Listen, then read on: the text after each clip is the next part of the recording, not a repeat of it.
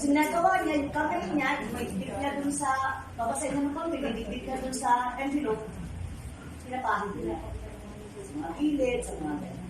After a week, hindi pa, after a week muna, sabi niya, mahal, ako naman ang kiss sa'yo, i-kiss mo naman ako. Di ba yung pag-ganyan niya ng kiss-smack siya? So, nagkakagayan siya. I-kiss mo muna ako, sabi niya.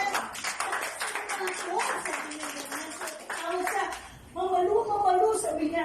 Kinis nga ako. Alam niyo bang ako pa ang mas malakas kumiyak doon sa asawa? Kulang ang tanong sa akin asawa. Asawa ka? Makaiyak ako sa lakas ka kumiyak sa akin. Sabi ko, okay, sige, ano natin na lahat yan po. Okay lang sa'yo. I-video natin yan.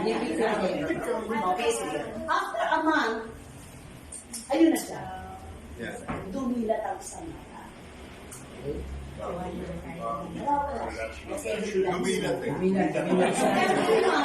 Every month nagkakaroon ng development. After a month and a half, umupo.